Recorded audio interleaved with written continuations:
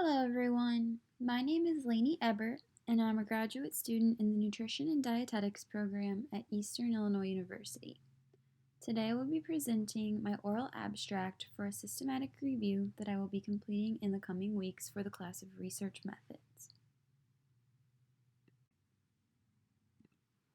My systematic review focuses on the effects of phosphate supplementation in the refeeding process, looking specifically at patients who have been hospitalized due to severe malnourishment as a result of restrictive eating disorders. I will be discussing the reasons for potential supplementation, current strategies for refeeding, and the impact of supplementation on overall health of these patients. To get started, I would like to provide a little bit of background. So, refeeding syndrome does not have a single clear universal definition, but is generally classified as a series of metabolic changes that occur after the reintroduction of nutrition after a period of malnourishment. The first sign of the condition generally presents with a dramatic shift in fluid and electrolyte levels, the most dramatic shift being in serum phosphate. If this isn't corrected immediately, the condition can progress, which can result in cardiac failure, seizures, hemolytic anemia, and even sudden death.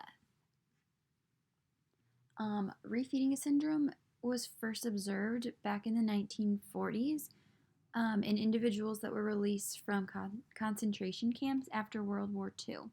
These individuals were severely malnourished, and upon refeeding, many of them experienced diarrhea, heart failure, seizures, and coma.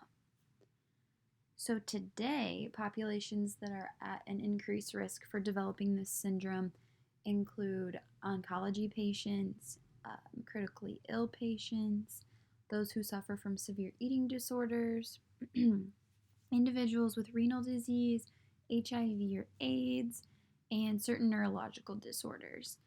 Really, any condition that can lead to severe malnourishment for any reason puts a person at an increased risk of developing refeeding syndrome.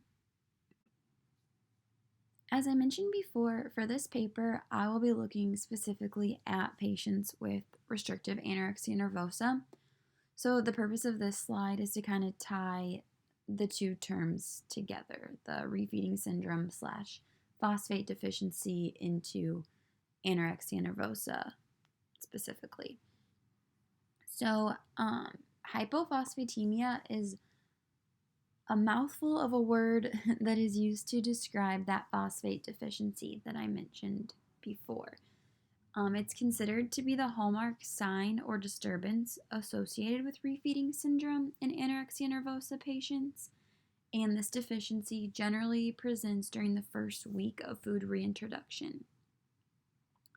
The severity of the deficiency can be tied to several circumstances, including the rate of calorie administration upon refeeding, which can be where they start their calories and how quickly they increase them, anything along those lines. The duration of the starvation period or malnourishment phase. So if it was, 2 weeks versus 2 months, that can have an impact. And finally, the rate of weight loss prior to admission.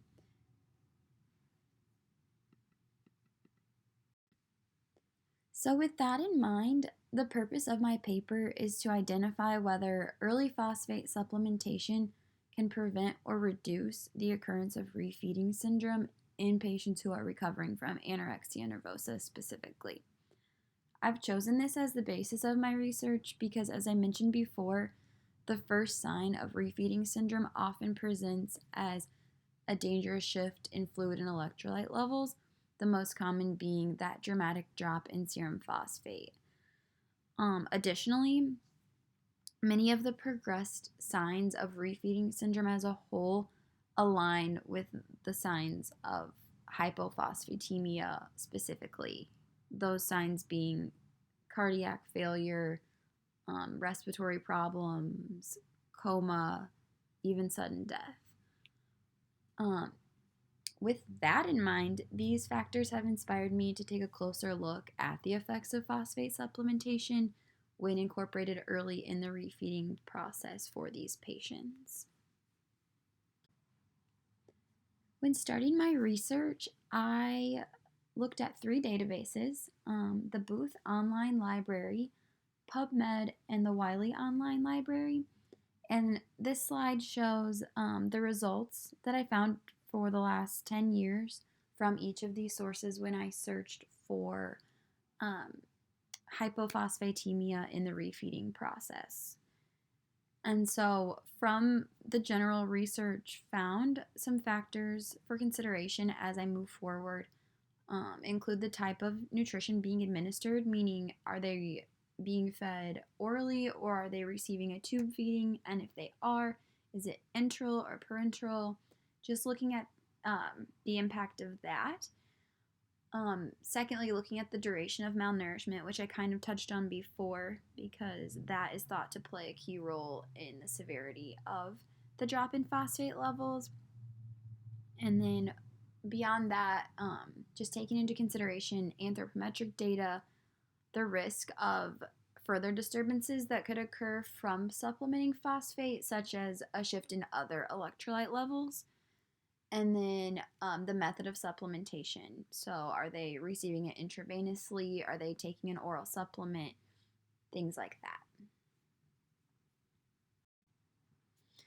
These are my references that I used for this PowerPoint, and I look forward to sharing the rest of my research with you in the coming weeks.